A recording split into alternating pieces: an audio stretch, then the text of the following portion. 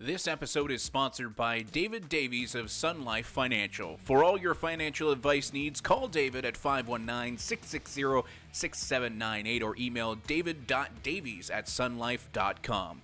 Book your appointment today and get started on achieving your financial goals. And by Nick Davies, Andrea Davies, and their team at Homeology Real Estate Group make the buying and selling of real estate as cost-effective, informative, and straightforward as possible while maintaining the highest level of service. If you want to maximize your home's value, call Homeology Real Estate Group today.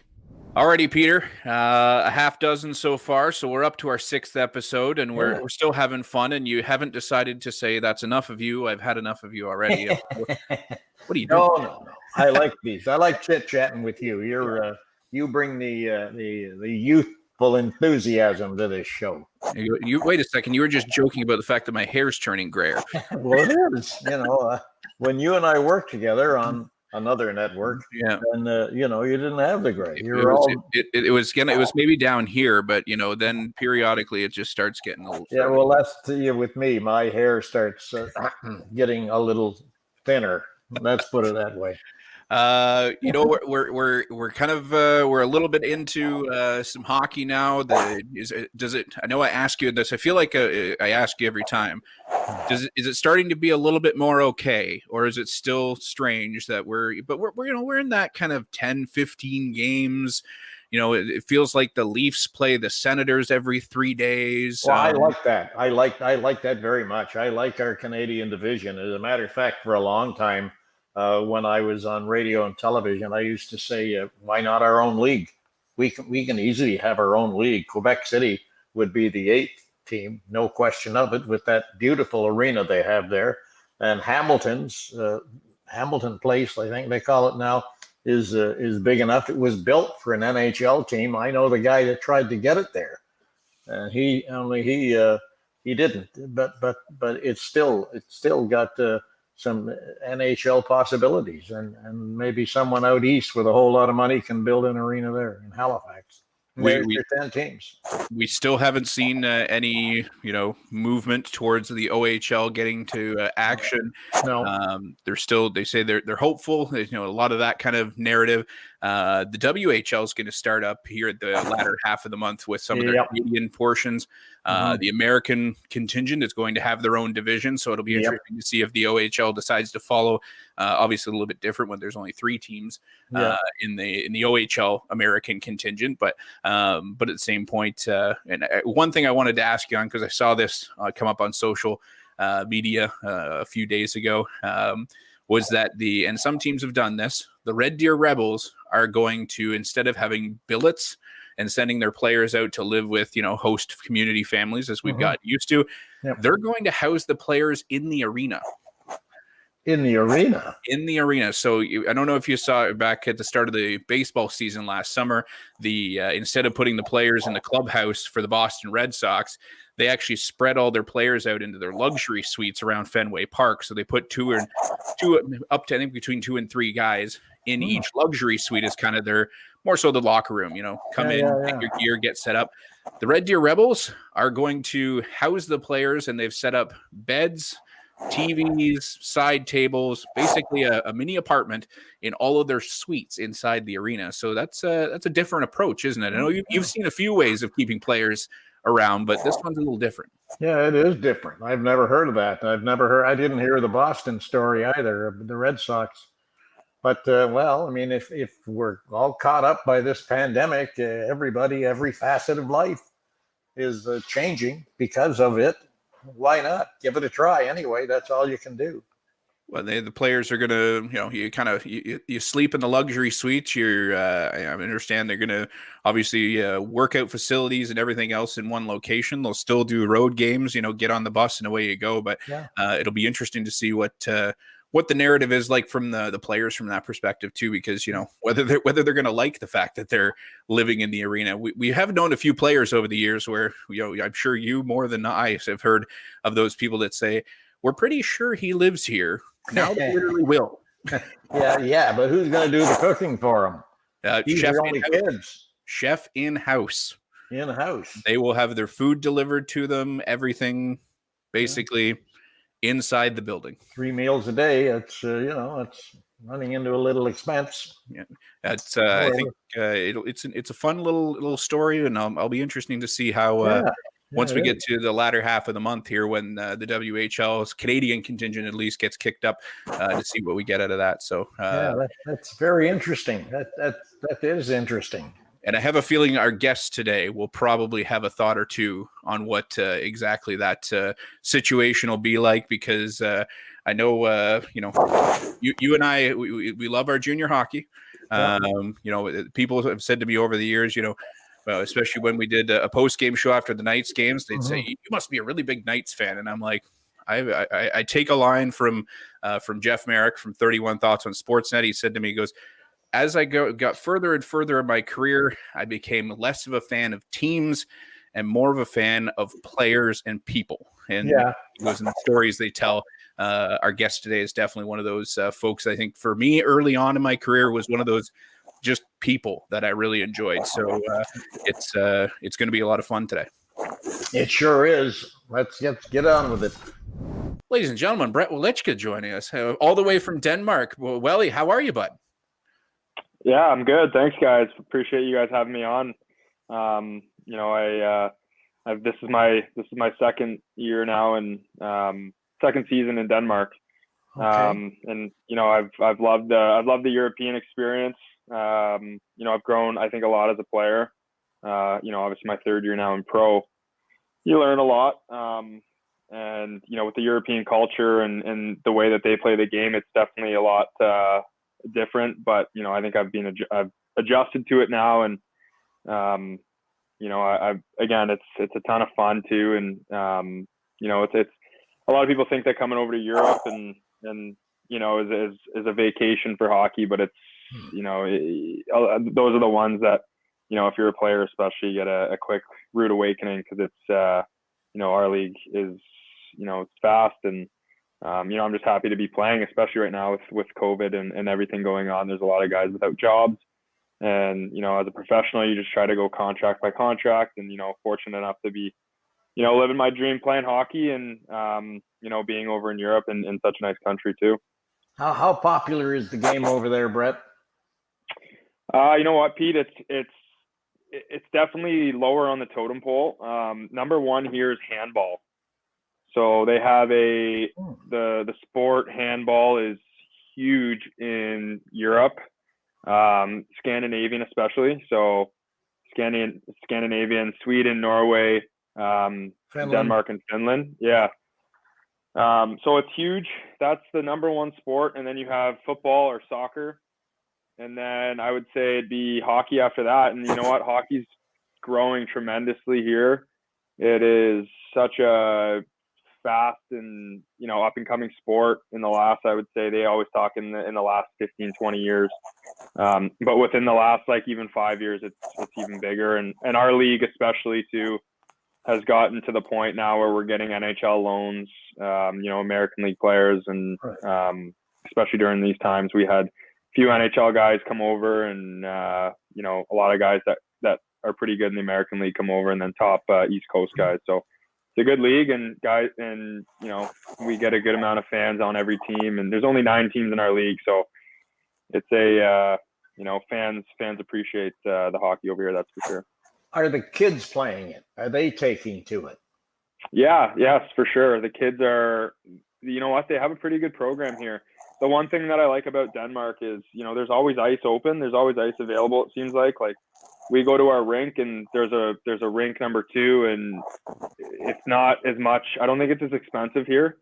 And there's a thing called Hockey Denmark, and they pretty much pay the youth program. So over here would be for instance, U13, so under 13. So the best of those teams, they basically pay those kids to develop.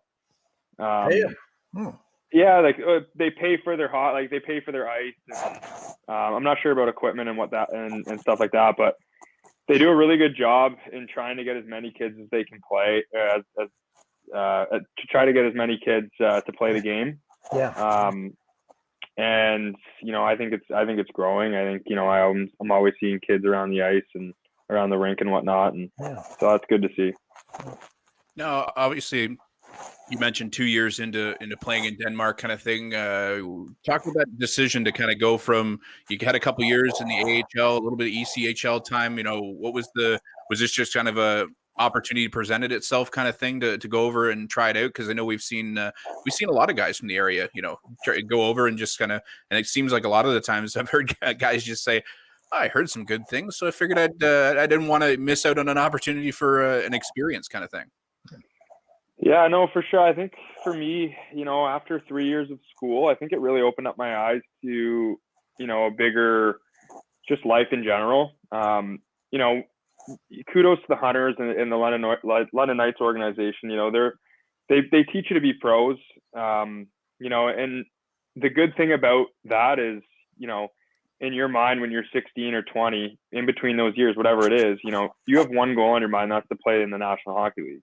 And that's what the Hunters try to do. And, for 4 years for me there, that's what I wanted to do. And that's kind of the knack on it is, you're almost so tunnel vision in the sense that sometimes you feel like that's, it's either the NHL or nothing. Yeah. And that's how I was personally in playing junior, and, to see all my buddies to, the Tierney and Andy and Max and Bo and all those guys go to the NHL. I'm the first one. I'm unbelievable. Like that's unbelievable. And, the great guys who are having unreal careers in the NHL. But that's when I kind of realized, after school, when I went to school for 3 years, that I actually realized, kind of what I want to do. I was able to play at a high level, and I was able to also kind of figure out what else I wanted to do as a hockey player and as a person. And that's kind of when I realized after my first year, I was fortunate enough to play, had a cup of coffee in the American League and then some East Coast games. And I just kind of realized the up and down lifestyle for me there wasn't what I kind of wanted to do. And I personally felt like, being a half in, half out American League player wasn't a life that I really wanted to live in my 20s. Right. I remember telling my parents, like, on the decision that I wanted to go to Europe was something that, I wanted to make all in. I wanted to be, I didn't want to go half in with it, because I feel like when you make this decision, you should be sure and certain, because you're also giving up what most would say the NHL. So to come over here for me was, I didn't really want to be half in, half out in the AHL, up and down. And, it really only took me 1 year to kind of to figure that out. And then, an opportunity presented itself over in this league. I got an agent to represent me, and a good one at that represents really good European players. And he was able to find me a team in Esbjerg, Denmark, where I played last year. And, they were great with me. And then, I just realized, there's a lot of perks. I'm not going to lie. There's, less games.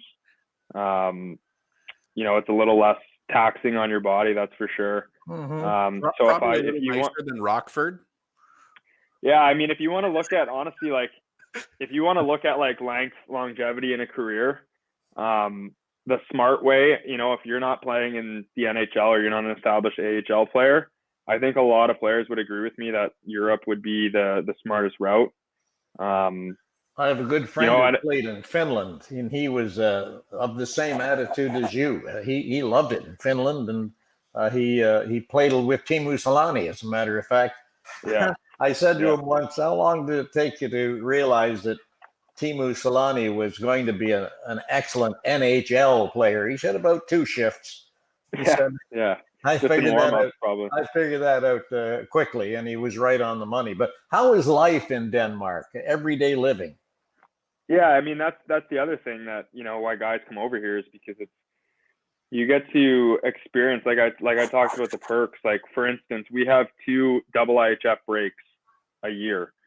So pretty much there's one in November, and then there's actually one in February that we had last week.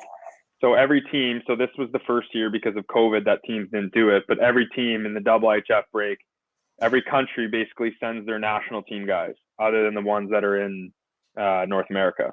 Right. So for instance, Denmark sends all their European national team guys, and they all go play a tournament in, let's say, Sweden or Austria or something. Yeah. Now during that time, for us, for an import, or for the Danish guys that are here, or any European that are playing here, that's a break for us, right? So we get like 4 or 5 days off twice in a year. And that's last year. I was able to, my girlfriend, she was with me all last year, and she was with me about halfway this year, but she had to go back for school. But like last year, for instance, our first trip, we went to Berlin, which was it was just like a 2-hour flight from Denmark. We go to Berlin for 3 nights, and then got to experience that, got to see a lot of the World War II history, which was something that I really wanted to do while I was over here. Yep. And, and then we went to Rome our second time, and it was unbelievable. Like, that's the kind of stuff that, you're paying for. If you want to come to Europe and you want to see those places, the amount that we paid for is a sliver of what anybody else would pay for those trips, right? So it's like, you get to see that, you get to experience different culture, and you get to experience the culture of the country that you're living in. It's kind of for me, it's kind of a no-brainer. But, that being said, a lot of guys in the East Coast and the AHL have dreams that they want to play in the NHL, and kudos to them for sticking it out. For me, I just felt like the whole AHL East Coast thing wasn't something that I wanted to do for more than and you know what, guys, like, trust me, I've thought about going back, and I've had offers too, especially in the summertime and before the deadlines. I got some teams calling me, and it's tempting because I love the North American style as well. So, like, sometimes I miss the big hits, and, although I'm not the one to do it, sometimes I like it just because it opens up room out there sometimes. So, might you come back here? Do you think I mean, when you come to Europe, you want to go as far as you can. So for me, I want to play in like an Austria or a Germany. Those are the two that I kind of want to, like, when you come over here, you have no clue of what is the best. Like, you kind of have an idea. You have, okay, the KHL is number one, and then the DEL, and then the SHL. But then you start to learn about these other leagues that you can make very good money in and be comfortable. And, I'd say the EBL, or the ICHL now in Austria, is a very comfortable league, and the DEL. Now, the rule over here is, I'm sure you guys know, but each team can have a certain amount of imports. Yeah. So this league's at 8, whereas like the German second league is at 4, and then per team. Austria, per team, right? So it's slim pickings, and that's why you have to have really good years. You have to have good resumes. And over here they count a lot of they put a lot of emphasis on points, and sometimes that can be hard, and that's something that I've kind of struggled with, because personally I feel like there's games where I'm out there and I'm, you might be dominating and whatnot, but you might not put up 3 points, and you can see a guy out there that's just kind of loafing, and he ends up with 2 and 2, and it's like, that's going to be on elite prospect. That's what people are going to say. And there's a lot of players that would completely agree with me right now, but not a lot of people like to admit it. But that's kind of how it is over here, and that's the tough part. And that's why sometimes it makes me want to go back to the North American style. Whereas if you play like that and you don't produce, you're still going to get, you'll still get looks by American League teams because they want those type of players. You do, yep. So. But life every day. Do you like it there? Do you like living there in Denmark, Brett? Is it a nice place to be? Yeah, I mean, for instance, so we are like, my apartment right now is 15 minutes train ride. So there's a lot of, and that's the thing about this country, is they're such simple people. Like, cars are very expensive here. Taxes on cars are 150%. Whoa. Which is crazy. So a lot of them bike. And there's bike lanes everywhere. Like, the whole country has just bike lanes. And it's so cool because, like, it's snowing right now, which is the first time it has snowed in a while in Denmark, and people are still biking. And it's amazing to see, because they're so down to earth, humble, hardworking people. But like I was saying, we're 15 minutes from Copenhagen, and like, just to come home from a practice and run into the city to grab a sandwich and a coffee, it's 15 minutes. Or I could take the car that we have, that the team gives us, and take it in 15 minutes, and pick up takeout food during COVID, and it's like in Copenhagen, one of the nicest cities in the world. So I have that luxury for sure. The people are super friendly, Pete, and I love, the whole, there's a thing here called hygge. So it's like basically means happy living, and, you know, relax, and friends and family are very important. So, and like they put a lot of appreciation in like candles and light and Christmas, and everything's just like just kind of like relaxed. And I'm an up and go, like I'm a go getter. Like that's my personality. Yeah. And I feel like the last 2 years have changed me in the sense that I have spent more quality time FaceTiming friends, and, you know, emphasis on my family, and, you know, my girlfriend and my brother, like just because of how they treat them too. They're so family organized that it's kind of opened my eyes to that. And again, that's what I talked about coming to Europe and seeing this kind of stuff. Like, you know, a lot of people, you know, if you're playing in the East Coast till you're like 33 and you don't got any miles left in the legs, and you miss out on that. And I'm not saying that's wrong, but that's kind of something I hold close. Well, it's whatever appeals to you. That's what you go and do. I mean, if it's the European experience, then go to Europe. Exactly. Nothing holding you back. Yeah, and the thing is here too, and like I said at the beginning, like the hockey is just like we get guys from like top coast guys come over here and struggle, and it's the thing is you have to be able to skate over here. Yeah. But that's not it either. Like guys over here can skate. I would say definitely in terms of like comparison, I would say personally it's closer to speed-wise, it's closer to an American league, but the hockey sense just isn't as strong. It's more like just go, buzz. Yep. Which can be frustrating, but also can be, you know, open up seams and whatnot. And we have a young league. It's a young league, so it's a lot of youth in our league that can just, you know, they don't get tired at all. And I mean, I'm young. I'm 26, turning 27, but I'm still young. But I'm you know, I'm getting up there, and I'm looking around at like 19-year-olds that can just fly and stick handle, and so I mean, it's good. And there's less, like I said, there's less body checking, but you'll still have to be you still have to keep your head up. Or there's less body in the NHL right now. I watched the Leafs in Ottawa in a recent game, and there is very little. And you'll be interested in knowing, 2 years ago, I think it was 2 years ago, at the London Knights fall training camp, there wasn't one fight, not one. Whereas back in the day, 30 seconds into the first scrimmage, there was a fight. You know. Yeah. Well, you got Hunt in the stands looking for the first guy to fight because he's going to jog him down. Okay, I'm looking at this guy. That's right. That's why they did it. I think I had a fight in training camp when I was 16 because I remember I was having a bad game. I think this was at the end, and I asked Cal Hofford, actually, Lindsay's dad, to go, because I was like, listen, I've done nothing all game, and like I know Hunts both of them will watch this, so like let's just do this. And like I don't even care if I lose. I just want to show them that I can do something right now. There's a perfect example of they doing it for the coach. Look at me, coach. I can drop the gloves. Brett, you went the route of, obviously you play you finish your junior eligibility, you take the opportunity with the education package to go to Carleton, sort of thing. Did you feel like I know at times, I'm sure, as you said, when you're playing for the Knights, when you're finishing the career in Belleville, sort of thing, you're looking for, okay, what's after this year kind of thing. I know sometimes, depending on the guy, the mentality of, you know, let's go play university hockey. Sometimes people have maybe a negative connotation to it of like, okay, I'll go get an education. I'll play some hockey so I can be around the guys, sort of thing. But did it feel like momentum picked up a little bit for you within your time at Carleton? Because you step in there, you make an impact, you finish out as the captain, sort of thing. Did it feel like that kind of, you know, maybe that narrative or stereotype that some people had about university hockey, kind of, oh, well, we're just playing hockey and then I'll go. You know, I've had guys say to me a number of times, "Oh, I'm just doing this so I can, you know, once I'm done, I can go get a job."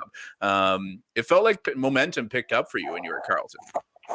I'll be the first to admit it, honestly. Like, I had I put no respect on that league at all. Like I think this kind of comes from the bad side of junior hockey players, how they're kind of there like this with the NHL. Yeah. And to be a professional, and for me to go to 3 NHL camps, my goal was to play professional hockey. And if I had to start in the East Coast and then the American League and then go to the NHL, like that's what you think of, or you think of just playing the NHL when you're 16, 17, 18, 19, 20. Yeah. Now, when I went to Belleville, that's the first time that I actually teams would come talk to me and they would ask me to go out for lunch, dinner, all that kind of stuff. And I was very ignorant in the sense of I would be like, oh, you know what? I'm just going to I'm in OA right now. Like I'm going to sign a pro contract at the end of the year. But, it kind of hit me, I think near the end of the year when, I was under a point per game and I'm thinking like, okay, like, I'm looking around at this, some of the guys in the CIS that were actually getting better pro contracts, like after playing a couple of years in that league, plus they get a scholarship. So now I'm thinking, okay, I think I need to find a team here. Like I think I need to find a school or at least 5 or 3 and kind of narrow it down from there. So that's when I started to take on, I'd go out for lunch with a team here and there and kind of hear them out on what they have to say. And, Carleton, UND, and Guelph were the 3 that really stuck out to me. So at the time in the summer, I talked to my agent. He had me, I had an American League camp. And basically that was after school had started. So he's like, okay, what I want you to do is pick a school, get one school in mind, go to that school, and then you'll go to the American League camp like 2 weeks after. So, and if you don't make it, or if you don't want to sign with them, then you can go back to school rather than having to pick a school too late. So that's when I chose Carleton. I show up at Carleton. The first week was first 3 days were a disaster for me. I had no house. It's your first time back in school for 3 years. So you're worried about that. Luckily, I had Brett Gustafson there, one of my best buddies, who I was an overager with, which I'm sure you guys remember him on Ottawa. Mm-hmm. He was there with me. He took me in for 3 days. And then that's my first year, we went to Europe for 14 days. And I came back and I literally called my agent and I'm like, hey, what's my odds of making this team? And he's like, to be honest, they're going to offer you a 2-way at most. And I was like, okay, I'm going to stay at school. I was like, and that's not a knock on my game or anything. I just, the AHL is such a prospect driven league and they look after their prospects first, which is fair, right? Like that's the business we're in. But that's when I kind of realized, okay, you know what? I just had the time of my life in Europe with these guys, with these 20 guys. They're unbelievable guys. No one cares about there's no money, you know what I mean? There's no who's making the most on the team. Everyone's kind of down to earth guys. They work hard at school. They work their ass off. We beat Binnington in a is that how you say Binghamton, the AHL team. Oh, Binghamton. Yeah, we beat them, and in an exhibition game, we were a strong team, and I actually had a little rude awakening going in there, and I kind of had to pick up my socks, and then I really came into my game. That's kind of what you were talking about, Ryan, because I think I was better playing with, I was fortunate enough to play with Mike McNamee, who also came over to Europe for 3 years and had some American League games. One of the most skilled players I've ever played with, and he was a center that I don't think I've ever had a connection like that with as a line mate. And then I had Ryan Van Stralen, who also played in the OHL and in Ottawa, and our line just clicked the entire year. And I think I was second in scoring in the entire country, which my last game I tried to go for first, but I was able to get the Rookie of the Year the award, and it was just such a good year. And I amplified my game. I think I became a man that year in the sense of I knew what it took to actually work out, and being away from home, eating properly, cooking properly, taking care of your rent bills, and all that kind of stuff that you see at that 21 age. Yeah. And then the next 2 years, I was able to get my degree. I shortened it, so I did school in the summer. I did 2 classes in the summer, but I still trained every day and stayed the course with hockey, worked a bit, had fun, and when I was able to sign a amateur tryout with Manitoba Moose in the AHL, and I don't think I would have done that out of junior. You know, I think those 3 years at school really prepared me for that, for professional. Yeah. What did you take at school? What was your engineering or science or what? Pete, engineering. Do I look like an engineer? No. No way.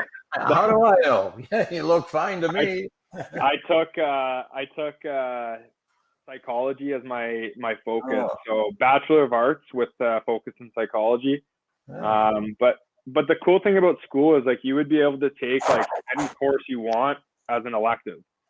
So like for instance, like you get like a bunch of the guys on opening day, so that the student athletes would always get to pick their courses the week before any other student. Mm-hmm. Just so we could have the most flexibility, right? Because you have games on Fridays and Saturdays, whatever. And so like our whole team, all the rookies would get together and be like, hey, what do you want to take? And we took like a law class, a dinosaur class, like a music class. We're taking all these classes together, and I have all these electives built up. But then I started to realize that my favorite was psychology. So my second and third year were focused in psychology. I was able to take sports psychology, you know, human motivation, emotion, health, all this kind of stuff. And I really liked it. And I actually was at a point where I wanted to see what I could do with a sports psychology degree. I just think that's after hockey, because it's a lot of work that I would need to do. And it's kind of too much to do. And I don't want to take anything away from what I do every day here. And, you know, that's my number one is being a professional athlete and putting everything I have into hockey. So good for you. Good for you. Brett, you've also taken on doing, you know, helping out kids, you know, in like back here when you've been here in person sort of thing in the London area. I know you still come back, you still spend, as you say, a few months here, you know, almost, is it every year you come back for 4 months, or are you getting to the point where Denmark's kind of nice and you're saying, I might just stay here for a while? No, I mean, funny you're saying this, because I was joking about this the other day. I was going to say, have you not broken this to your mom yet? Because I know between mom and your dad, I still say there's a few people in the hockey world that I don't mess with, and Ed Welychka would be one of them, because the amount of times where all of a sudden I get a message on my phone after a really good Brett Welychka performance one night after a Knights game. Hey Ryan, I need you got a chance I can get that clip of that? Oh yeah, no, he loves the game, that's for sure, and he misses me. You know, he misses watching me play over here. Sure. And that's the one thing that's tough on them, because our streaming over here isn't as good back home. But no, he's a little too much. But I give it to him about that. But it's hard stopping that man. But no, I think you know, going back on. Sorry, what was the original question? I just have to. Just on I know you've worked with you kind of worked with kids. Same thing you're doing some advocacy work now too, sort of thing. So I know you jumped in with kind of an advising group. Is that just an aspect of that whole wanting to kind of give back to the game in multiple ways, kind of thing? Yeah. So that was basically last year, about a year ago, coming up now. I had a guy on our team that was doing video for an advising group, and I really thought that was a way to, as a professional hockey player, to kill some time during the day and make a little cash on the side. And you know, those were two of my main reasons, was to, you know, make a little second income and you know, help other kids out with what I can do. So yeah, this is I'm about a year into being a family advisor. I currently have 4 clients. 2 in junior B and 1 in the CCHL and then 1 in the OHL. So I help out with them, their families, any questions. I do a course with them, and I do video with them as well. So we have a platform called Screencast where they can send me in their video, and I can go over it, edit it, talk through it, and, you know, pause, play, and they can see it. So that's something that I really love doing. It's honestly, it's great. I love teaching these kids and stuff that I wish I knew back at their age. Yeah. There's so much stuff that you can talk about. You don't want to fill them with too much, but We go through a 15-week course with them, and we try to talk about everything that we kind of wish we had learned or stuff that we do now. And my boss, Chad McDonald, is unbelievable with that, like unbelievable. And he works with a affiliate puck agency. So those guys that I advise and help out, if they sign professional contracts, and they move into that agency, and we kind of send them off. And so it's a really cool thing. I help that. And then I do Snipe Academy, the synthetic ice place in London. It's unbelievable. Carl Robb, he's my boss there. And I'm 5 years into that business now, and I'm one of the main guys, just because I think it's again something that I truly believe that needs to be in a hockey community like London. And again, obviously there's other ways to make money, and I think for me, while I'm playing hockey, just to stay in the hockey side of it for right now is probably the best, to utilize my tools and to help the kids, of course. Well, let's get back to hockey in Denmark. Do they have a Stanley Cup type thing? And how close are you to getting to playoff hockey? What's the breakdown there? Yeah, I mean, not the best year in terms of our record this year, but we basically have 9 teams in our league, and one of the teams, the ninth place team, doesn't make it. Then you play, it's 1 versus 8, 2 versus 7. Yeah. Right now we're currently 8th, and we're 9 points ahead of the 9th place team with, I think, 6 or 7 games. I want to say 6 to go. But over here, for wins, you get 3 points. So technically they're 3 wins away from us. Yep. But we play them the 9th place. We play them our second last game. So it's going to come down to the wire. But I think with us, we're scary in the sense that we just got 2 guys from injuries back that have been out for a while, who are important players. And we also got 3 new imports, who are kind of hitting their stride now. Again, this league is, a lot of guys come in it and think they're just going to tear it up. And that's not the way you can think, because it's fast. It's kind of hard to figure out early on. But I think that they're hopefully going to come in their stride here. So yeah, I mean, if we can, I want to obviously go as far as you can. That's important for moving up in leagues. So, well, good luck. Good luck. Is it a situation where there's, I don't want to say from a business perspective, people say, oh, what's the 5-year plan? I know you said you're 2 years into this, and you've got a lot of experience in psychology and all those kind of aspects. Is there a scenario where you're kind of saying, or is it a scenario where maybe mom is kind of saying, okay, Brett, when are you coming back home to see me? And you're like, nah, 5-year plan, Mom, 5-year plan. I got it situated. What's the plan, obviously? Or is it just to kind of make the best of it? Because as you say, whether it's on the ice, it's going well. And then, side interest as well. We got some good things going on. So is this kind of a scenario next few years, see where it goes kind of thing? Or no, I mean, in terms of the whole coming home thing, which I kind of forgot to talk about, I love coming home back in the summers. And, that's what a lot of NHL guys and professional guys do. Even the ones that aren't even from London, right? Like, it's just a special place to come back. There's good hockey there, good nightlife. My girlfriend and I have a house there, and I love it. But no, my parents are, especially ever since I moved to Ottawa for school, they just, again, you're a young adult, and that's their job to let you go and to figure all that kind of stuff out. And they've done a really good job with letting me, but like think just going off and trying and respecting any decision that I make. But I'll always come home to London in the summers, and if that's a decision, I think in the future, what my girlfriend and I will do where we live and whatnot. But I think for both of us, we love London, so I can see us settling there. And then I can also see, maybe near the end of my career is to maybe come play a little closer to home for my last few years. And who knows, right? I mean, for me, I've always said, and this is kind of cheesy, but I get asked a lot, how many years, how long do you think you're going to go for? And I think for me, it's, I want to have a child that can run around the room before I hang him up.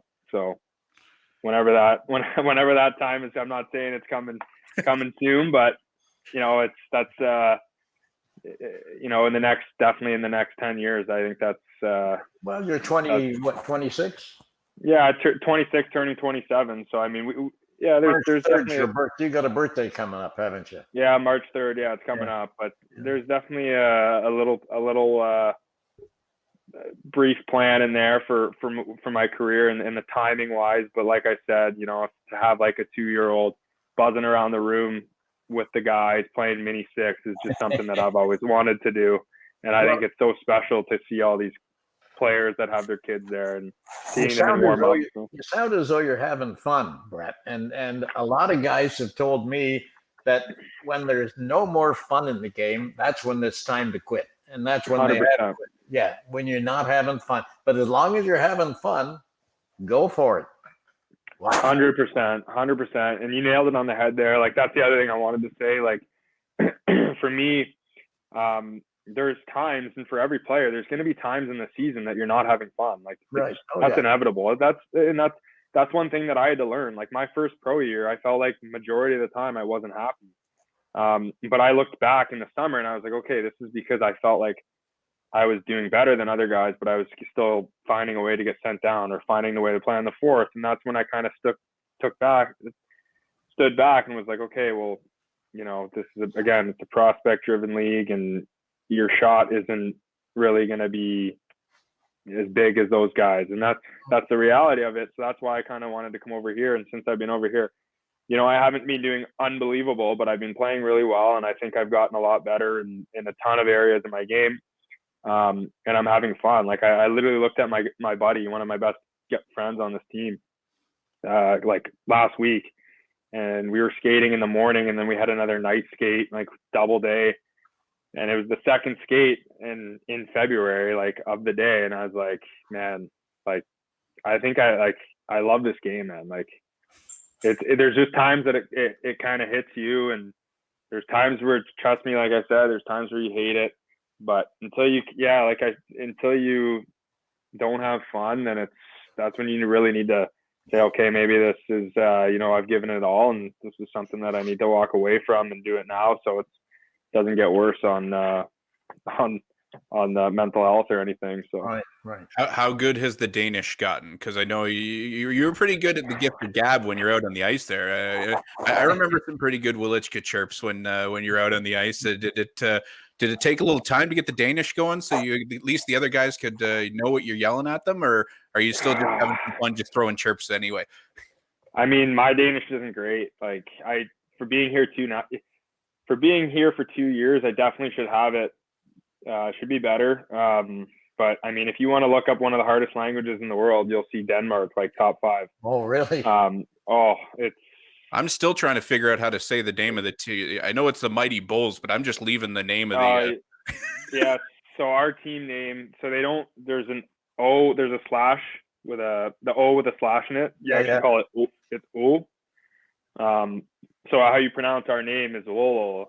So you basically, like, roll your tongue to say the word. I had the hardest time. I couldn't even say that word for a year. And then when you we'll still laugh about it. But over here, it's all like, they start learning English in like grade 3. So, I have the utmost respect for these kids because we come to their country and they speak English to us. In the dressing room, the coach speak English for the imports, right? Essentially. Yeah. And then on the ice, the refs speak English, the linesmen speak English, unless it's just like two Danes talking. They won't. They'll always speak English, and chirps over here are usually done in English or like another language that I have no clue what's going on. So. Well, Ole Mata spoke very good English when he was here. He said the same thing as you just said.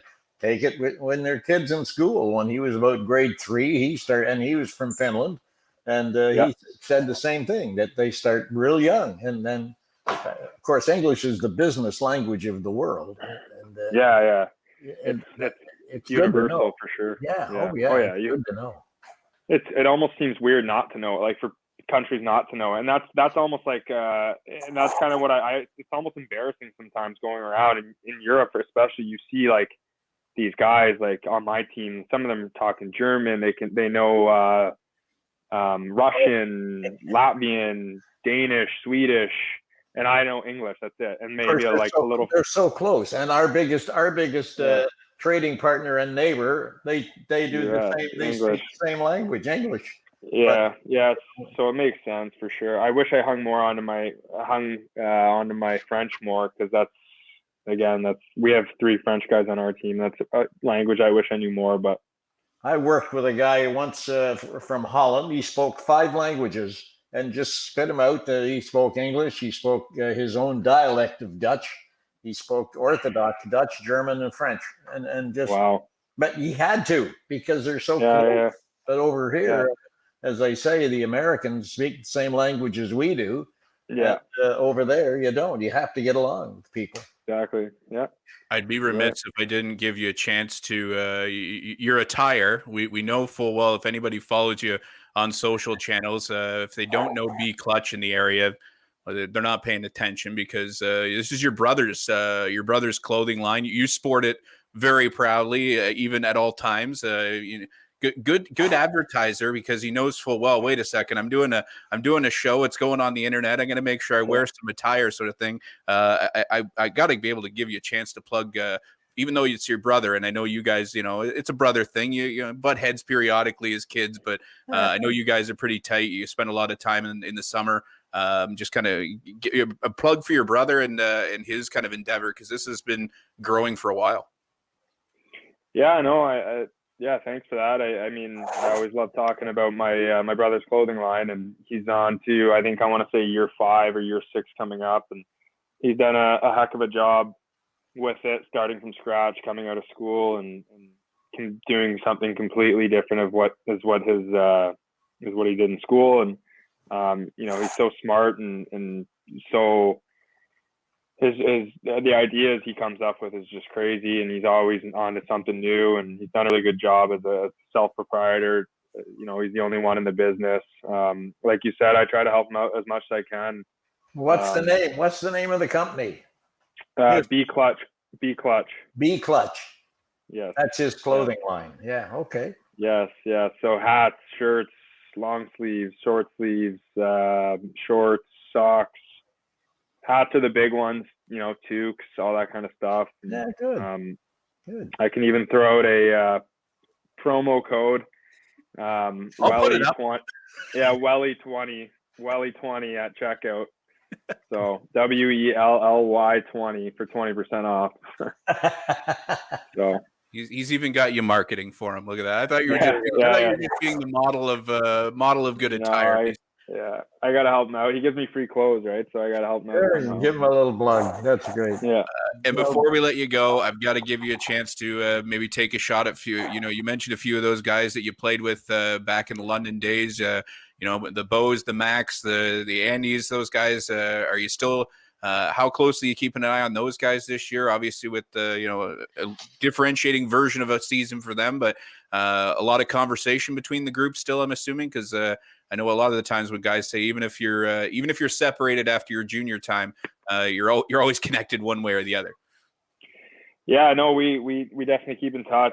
One thing about hockey players, and especially NHL players, when the season's on, there's usually less communication, and that's I completely respect that. So it's tougher for me to call up Max or Andy during the season, because they might be on a plane or have a game, or they want to just get some downtime, and I completely understand that. I'm the same way with my buddies sometimes during the season. But yeah, we have a group chat that we talk to, and we send funny videos and chirp each other and stuff, and I'm glad that we're all able to stay on that friendship level. And obviously they compete against each other in the same league or whatnot. I think it's special to have that for those guys, and for me to watch them too. Like, for instance, I watch this kind of sounds hockey nerdy, but I watch NHL highlights in the morning with my cup of coffee before I go to practice, and I always make sure that I'm keeping a close eye on those guys, and I like to see when they score or get any point or recognition on the highlights. So that's that's the way that I like to keep in touch and in contact with them. And, sometimes I'll send them a message or something and after something I see from them. So, yeah. Yep. It's good. Well, this has been a lot of fun, Brett. Thanks for taking some time. I know the one thing that I know I used it as an educational experience when I said, "Hey, Brett, you want to do an interview?" And you said, "Yeah, sure." And you sent me a thing and said, "At 8:00 will work." And apparently, I don't realize that times changes in the world. That not everybody's in the same. And all of a sudden, I sent Brett a message. "We're good for today." It's like 20 minutes from now, and I was like, "Oh yeah, hours difference." Yeah. No, and I was serious when I said that's a common mistake. Because trust me, I've had guys that I'll say the same thing, and then it gets I don't hear from them, and then I get a FaceTime at 4 a.m, and it's like, boys, come on, like, I'm 6 hours ahead. I told you. Yeah. But no, that's funny. But yeah, thanks guys. Appreciate this. This was awesome catching up with you guys. A little nostalgic, obviously, seeing your two faces from back when I was 16 years old. So this is awesome, and keep stay safe, and I love that you guys are able to make do out of the situation. So keep it going. Thanks a lot, Brett, and good luck to you. And keep that ninth place team where it is. Yes, sir. All righty.